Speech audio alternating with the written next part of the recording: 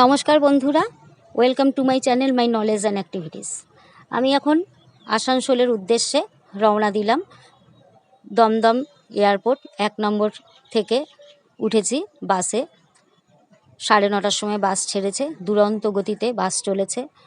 সুন্দর আকাশ, চারিদিকে ঝিরঝির করে কখনো বৃষ্টি হচ্ছে, কোথাও আবার বৃষ্টি নেই। কিন্তু বাসে করে যাচ্ছি, খুব গরম ভাব পাবো ভেবেছিলাম, কিন্তু দেখছি খুব মনোরম পরিবেশ। আর তেমনি দৃশ্য, আকাশ কালো মেঘে ছেয়ে আছে, আর তার মধ্যে সবুজ অরণ্য, দেখে মনটা যেন একেবারে ভরে উঠছে। যাই হোক, আমরা চলেছি।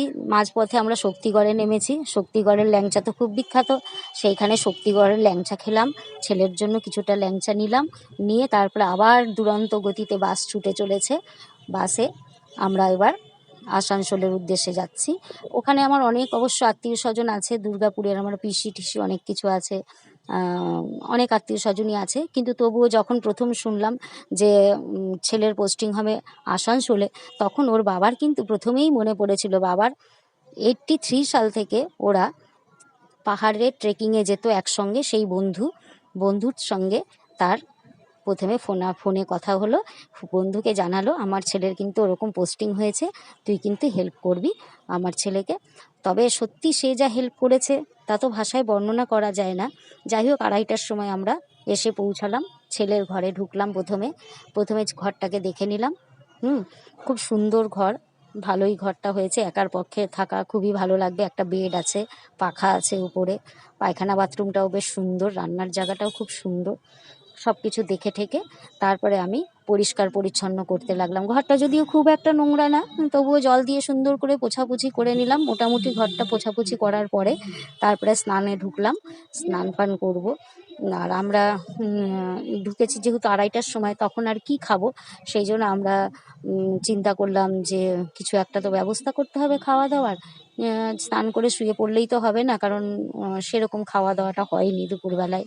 একটু ওই ল্যাংচা সকালবেলা একটু খেয়ে বেরিয়েছিলাম, তাই জন্য স্নান করে সন্ধ্যা টন্ধা দিয়ে দিলাম। দেখলাম যে একেবারে ছেলের ঘরের পাশেই সুন্দর একটা ছোট্ট ঠাকুর ঘর।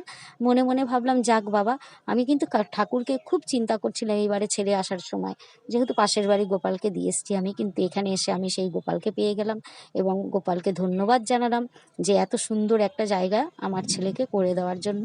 এবং এত সুন্দর ঠাকুর ঘর সেখানে। আমি তখন বাড়িওয়ালিকে বললাম, আপনার আর উপরে আসতে হবে না, আমিই কিন্তু পুজো আজটা আপনার করে দেবো। বয়স্ক মানুষ, বারবার উঠতে তো তার কষ্ট হয়, তাই এই ঠাকুর পুজোর দায়িত্বটা আমি 2 দিনের জন্য নিয়েছি। সুন্দরভাবে সন্ধ্যা টন্ধা দেওয়ার পরে ছেলে 6টায় ফিরে এলো। এবার চাকরি যখন করতো না, তখন যেহেতু টিউশন ধরেছে, সেই টিউশন তো আর ছাড়তে পারবে না, তাই অফিস থেকে এসে আবার টিউশন করতে বসিয়েছে।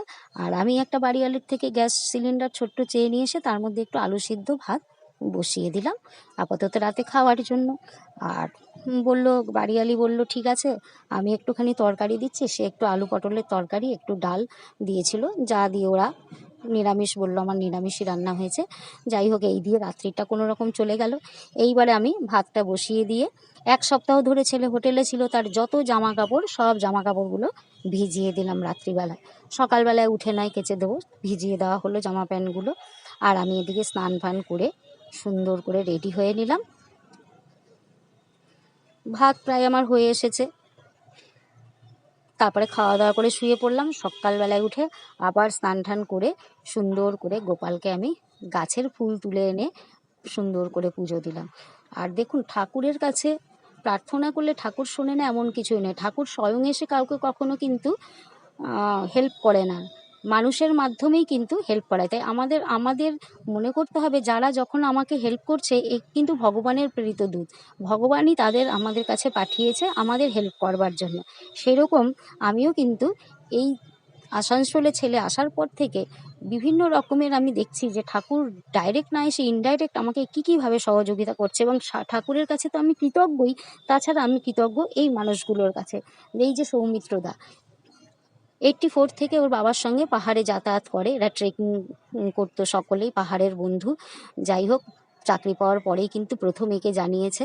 এবং সে কিন্তু 8:30টার সময় স্টেশন থেকে আমার ছেলেকে নিয়ে এসেছে বাড়িতে, সুন্দর করে যত্ন আত্তি করে তাকে খাইয়েছে।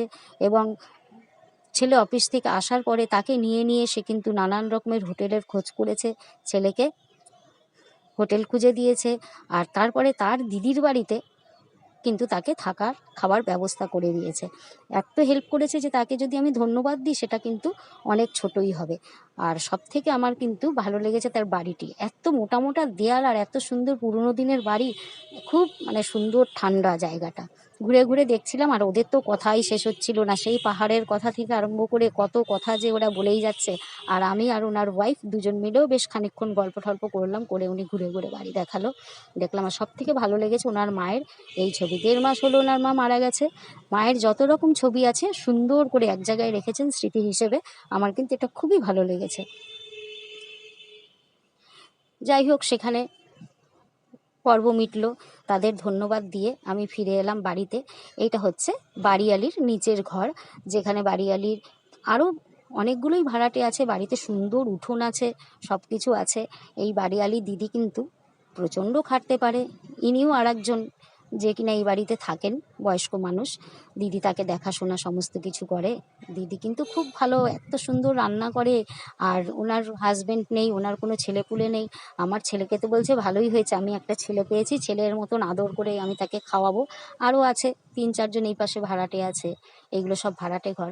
এই ভাড়াটে ঘরের মধ্যে থেকেও কিন্তু 2-3 দিন দিদির কাছে এসে খায়, তবে একটা চার্ট আছে, সকালের টিফিন, দুপুরের খাবার, রাতের খাবার, কত কি এরকম মেনু কার্ড ওখানে লেখা আছে। সে বেশ বাড়ির মতন সুন্দর ব্যবস্থা, দেখে আমার খুবই ভালো লাগলো। নিজে চোখে দেখে আমার মনটা একদম ভরে গেল, আর কোনো ছেলের জন্য আমার চিন্তাই করতে হবে না। সত্যি খুব সুন্দর একটা জায়গা। সকলকে এই জন্য খুব ধন্যবাদ, বিশেষ করে ভগবানকে তো ধন্যবাদ, সৌমিত্র দাকে এবং তার দিদিকেও আমার অনেক অনেক ধন্যবাদ। ভালো লাগলে অবশ্যই চ্যানেলটিকে লাইক, শেয়ার অ্যান্ড সাবস্ক্রাইব করবেন। Thank you.